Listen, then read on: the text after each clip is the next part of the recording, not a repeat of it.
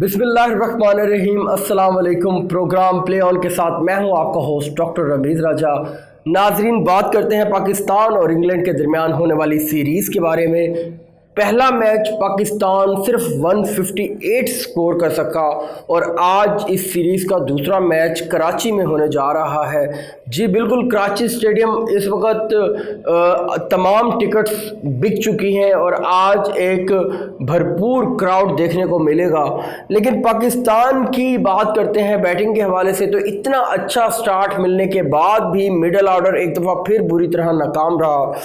आपको जब पहले 10 ओवर में तकरीबन 90 रन्स आपको मिल रहे हैं सिर्फ एक विकेट के नुकसान पर, बाबर आजम की विकेट के नुकसान पर, उसके बावजूद आप एक अच्छा टोटल नहीं कर पाते।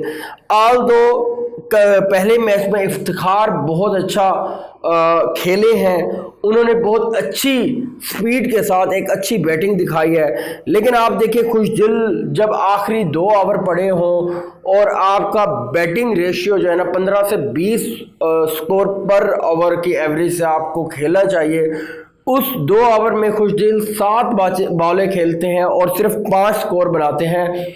और अफसोस की बात यह है कि एक सेकंड लास्ट जो बॉल थी मैच की, उसमें सिंगल स्कोर बन सकता था और खुशदिल नहीं बनाते, इसलिए कि शायद लास्ट बॉल पे वो कोई अच्छी हिट लगाएंगे, लेकिन लास्ट बॉल पे फिर आपको एक छक्का लगाना पड़ जाए, एक सिंगल लेना पड़ जाए, तो बहुत अफसोस होता है कि आप किस तरह, मतलब ये हार्ड हिटर हैं या किस तरह आप लोग जो है ना इस मैच को लेके जा रहे हैं। जब भी 10 ओवरों में स्कोर बनता है, अगर 70-80 भी बनता है, तो अगले 10 ओवरों में हम एक्सपेक्ट कर रहे होते हैं 100 रन्स। तो इस हिसाब से हम एक्सपेक्ट कर रहे थे कि 190 तो आराम से स्कोर हो जाएगा, क्योंकि विकेट्स भी पड़ी थी और एक अच्छा हमें स्टार्ट भी मिल गया रिजवान और बाबर की तरफ से। रिजवान और बाबर पे जो लोग बातें कर रहे थे, क्रिटिसाइज कर रहे थे, उनको बेहतरीन जवाब दे दिया आज के मैच पे। होम ग्राउंड पे जब आप इस तरह की परफॉर्मेंस दिखाते हो तो बहुत ज़्यादा हैरानगी की बात होती है। दो अवाम के कहने पे, अवाम की पुरजोर फरमाइश पे हैदर अली को भी डाला गया और साथ में शान मसूद को डाला गया। शान मसूद का डेब्यू था, तो वो थोड़ा सा डिसअपॉइंटमेंट हुई।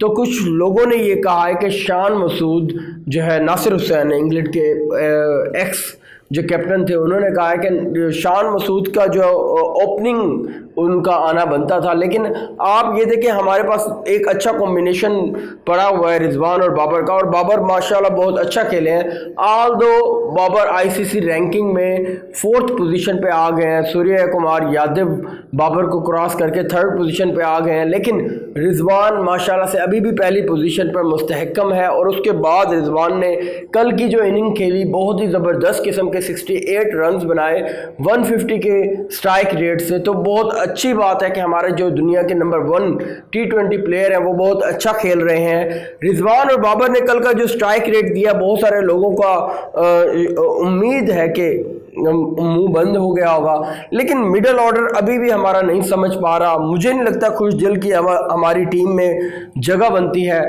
एक अच्छी खबर ये आई कि हमारे जो चीफ सिलेक्टर है मोहम्मद वसीम, उन्होंने ये कहा है कि शर्जील खान और सैम अयूब को वर्ल्ड कप के 18 रुकनी स्क्वाड में शामिल किया जा सकता है।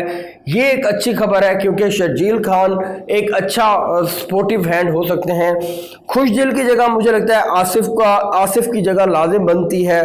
और अगर आप देखें कि स्पिन डिपार्टमेंट में कल हमें शादाब की बहुत ज़्यादा कमी फील हुई। अगर शादाब कम बैक करता है तो उसका भी हमें फ़ायदा होगा।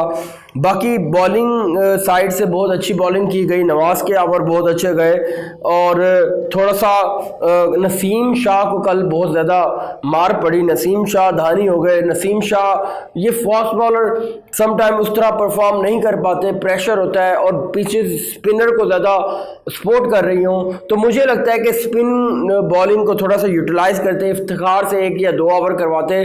मुझे कभी भी समझ नहीं आती कि कि हमारे कैप्टन 5 बॉलर पर ही क्यों महदूद रहते हैं, छठा बॉलर क्यों नहीं चेक करते, और अगर छठा बॉलर स्टार्ट करवाते हैं तो उससे 2-3 ओवर ज़रूर करवाए करें, at least 2 over T20 over matches में ज़रूर करवाए करें। इससे ये है कि जो बॉलर ज़्यादा जिसको पड़ रही है उससे एटलीस्ट थोड़ा सा कंपनसेट हो जाता है। देखते हैं कि आज की टीम में कौन से तब्दीलियाँ होंगी। मुझे ये लगता है कि आसिफ की एंट्री होनी चाहिए खुश दिल की जगह, और इसके साथ साथ जो है ना शादाब को दोबारा वापस लेके आना चाहिए, तो इससे बेहतर होगी और हम इंशाल्लाह आज के मैच में कोशिश करेंगे जीत की तरफ जाएंगे। टॉस बहुत मैटर करता है, टॉस विन करना भी बहुत ज़रूरी है। कराची की वहीं सेम पिच होगी, देखते हैं कि आज का रिज़ल्ट कैसा रहता है। नाज़रीन, इसी तरह आप लोगों के साथ हम अपडेट शेयर करते रहेंगे। अपना बहुत सारा रखिएगा ख्याल। अल्लाह हाफिज़, फ़ी अमान अल्लाह।